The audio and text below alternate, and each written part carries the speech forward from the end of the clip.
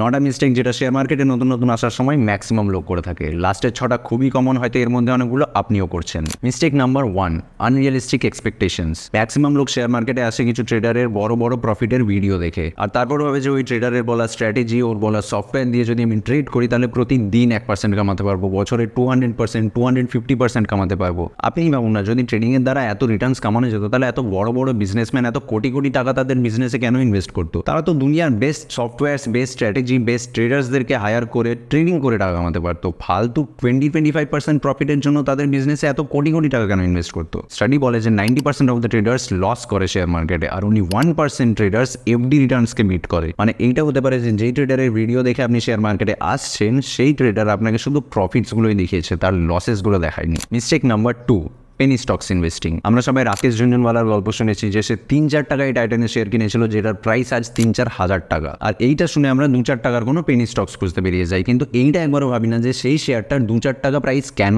শেয়ারটা কি এতটাই আন্ডার ভ্যালুড, নাকি তার ভ্যালুই 2-4 টাকা? সবসময় মনে রাখবেন যে 50,000 টাকায় 10 গ্রাম সোনা কিন্তু সস্তা, কিন্তু 500 টাকাতেও 10 গ্রাম লোহা অনেক দামি। Mistake number 3, share market fraud. ধরুন আমার কাছে 1000টা লোক আছে, এবার আমি 500টা লোককে বললাম যে এই স্টকটা আজকে বাড়বে, আর বাকি 500 জনকে বললাম যে এই স্টকটা আজকে কমবে। এবার সেই স্টকটা হয় বাড়বে নয় কমবে। এবার তারপর দিন যেই 500 জনকে আমি ঠিক প্রেডিকশন দিয়েছিলাম সেই 500 জনকে আমি আবার দুভাগে ভাগ করলাম, আর 250 জনকে বললাম যে আরেকটা স্টক বাড়বে, আর সেই স্টকটা বাকি 250 জনকে বললাম যে কমবে। এবার আবার আমার প্রেডিকশন কোনো 250টা মানুষের কাছে ঠিক হবে। 4-5 দিন এরকম চলার পর 50 জন আমার কাছে এমন থাকবে যাদেরকে আমি ঠিক প্রেডিকশন দিয়ে এসেছি 5 দিন ধরে। তারপর আমি তাদেরকে বলবো যে এরপর থেকে স্টক প্রেডিকশন পাওয়ার জন্য এত টাকা লাগবে। তখন তাদের মধ্যে কিছু মানুষ টাকা দিয়ে দেবে, আর তাদের সাথে হয়ে যাবে স্ক্যাম। আপনি নিজেই ভাবুন না, যদি আমি জেনে যাই যে কোন স্টক উঠবে কোন স্টক পড়বে, তাহলে তো আমি নিজেই টাকা লাগিয়ে কুবেরের ধন বানিয়ে নেবো, আপনাকে কেন বলবো? এইভাবেই এখনো পর্যন্ত শেয়ার মার্কেটে অনেক মানুষের সাথে ফ্রড হয়। এইটা থেকে আপনাকে বেঁচে থাকতে হবে। মিস্টেক নাম্বার 4, এই রাকেশ ঝুনঝুনওয়ালা বা আরো কোনো বড় বড় ইনভেস্টারের মাল্টিব্যাগার কোনো স্টকের রিটার্নস দেখে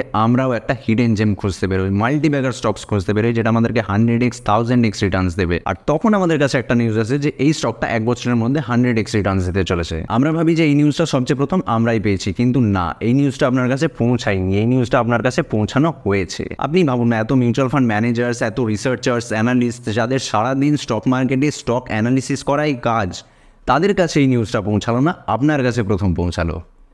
আসলে এখানে অপারেটর গেম চলে। কিছু অপারেটার্স লো প্রাইসে একটা স্টককে ভরে ভরে কিনে নেয়, তারপর এইরকম নিউজ সার্কুলেট করে। এরকম নিউজ পেয়ে আপনার মতো কিছু মানুষ সেই স্টকে ইনভেস্ট করে, সেই স্টকের ডিমান্ড বাড়ে, শেয়ার প্রাইস হাই যায়, আর সেই হাই প্রাইসে সেই অপারেটর তখন তার সব শেয়ার্স বিক্রি করে দেয়, আর তারপর সেই শেয়ার ক্র্যাশ করে, আর আপনি পাম্প অ্যান্ড ডাম্পের শিকার হন। আপনাকে দিয়ে শেয়ার প্রাইসটা পাম্প করানো হলো, আর আপনার উপর শেয়ারটাকে ডাম্প করা হলো। মিস্টেক নাম্বার 5, কোনো রিসার্চ ছাড়াই টিপসের উপর ভরসা করে ইনভেস্ট করা। শেয়ার মার্কেটে যখন আমরা প্রথম শুরু করি তখন কোনো বন্ধুর কাছে বা শেয়ার মার্কেটের নলেজ আছে এমন কোনো মানুষের কাছে টিপস চাই। টিপস কিসের? কিভাবে একটা কোম্পানি রিসার্চ করবো, কিভাবে তার ফান্ডামেন্টাল অ্যানালিসিস, টেকনিক্যাল অ্যানালিসিস করবো, এরকম কিন্তু নয়। আমাকে তুমি একটা শেয়ার রেকমেন্ড করো, ব্যাস, তারপর সে আপনাকে একটা শেয়ার রেকমেন্ড করবে, আর আপনি কিছু না বুঝে না জেনে সেই শেয়ারে ইনভেস্ট করে দেবেন। তারপর যখন সেই কোম্পানিতে কোনো প্রবলেম আসবে তখন সে কিন্তু তার শেয়ারস বিক্রি করে চলে যাবে, কিন্তু আপনি বিক্রি করতে পারবেন না, কারণ আপনি জানেনই না যে আপনি শেয়ারটা কিনেছিলেন কেন। তাই এরকম টিপসের উপর ভরসা না করে, যদি আপনার শেয়ার মার্কেটের ব্যাপারে জানার কোনো ইন্টারেস্টই না থাকে, আপনি মিউচুয়াল ফান্ডসের সাহায্যে ইনভেস্ট করতে পারেন। মিউচুয়াল ফান্ডসের ফান্ড ম্যানেজার্স আছে যারা এই ফিল্ডে স্পেশালিস্ট, যারা আপনার হয়ে শেয়ার কিনবে বিক্রি করবে, আপনাকে কোনো টেনশনই নিতে হবে না। নেক্সট ভিডিওতে আমি মিউচুয়াল ফান্ডসে কীভাবে ইনভেস্ট করতে হয় সেই ব্যাপারে বলবো। যদি ভিডিওটা দেখতে চান তাহলে চ্যানেলটা সাবস্ক্রাইব করে রাখতে পারেন। মিস্টেক নাম্বার 6,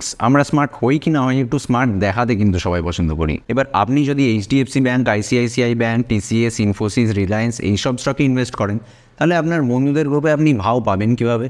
ভাও তো সেই বন্ধুটা পাবে না যেই বন্ধুটা XYZ একটা কোম্পানির ব্যাপারে বলবে, যেই কোম্পানির ব্যাপারে কেউ জানে না। আপনাকে কে ভাও দেবে? আপনি তো বোরিং, আপনি তো সেই সব স্টকে ইনভেস্ট করে যেই কোম্পানির ব্যাপারে সবাই জানে। তখন আপনি এইসব কম রিস্ক কনসিস্টেন্ট কম্পাউন্ডার স্টকগুলোকে ছেড়ে লোককে ইমপ্রেস করার জন্য, তাদের কাছে নিজেকে স্মার্ট দেখানোর জন্য সেই রকমই কোনো স্টকে ইনভেস্ট করা শুরু করবেন। মিস্টেক নাম্বার 7, ম্যাক্সিমাম লোক স্টক মার্কেটে তখন আসে যখন মার্কেটের বুল রান চলে, আর যখন তারা সেই বুল রানের হাই প্রাইসে ইনভেস্ট করা শুরু করে, তারপর যখন মার্কেটে ছোটোখাটো কিছু কারেকশন বা ক্র্যাশ আসে তখন তারা মার্কেট থেকে ভয় পেয়ে চলে যায়। আমাদের ঠিক উল্টো করা উচিত। যখন মার্কেটে কোনো কারেকশন বা ক্র্যাশ আসবে তখন বেশি ইনভেস্ট করা উচিত, আর যখন মার্কেট উপরে যাবে তখন ভয় পাওয়া উচিত। Mistake number 8, lack of clarity. আমাদের কোনো প্ল্যানই থাকে না। আমরা স্টক মার্কেটে কী করতে এসেছি, কেন এসেছি, কোনো প্ল্যান থাকে না। আমরা প্রথমে আসি লং টার্ম ইনভেস্টিং করতে, তারপর ট্রেডিংয়ে একটু হাত জ্বালাই, তারপর সুইং ট্রেডিং শুরু করি। কোনো স্টক কিনি তো কেন কিনছি, কখন বিক্রি করব, কোনো প্ল্যান থাকে না। কোনো স্টকে প্রফিট দেখলে তখন ভয় লাগতে শুরু করে যে এই প্রফিটটা যদি চলে যায়, শেয়ার প্রাইসটা যদি আবার পড়ে যায়, তখন সেই কম প্রফিটেই আমরা সেই শেয়ারটাকে বিক্রি করে দিই। কিন্তু একটা স্টক যখন পড়তে শুরু করে তখন আমরা করি মিস্টেক নাম্বার 9,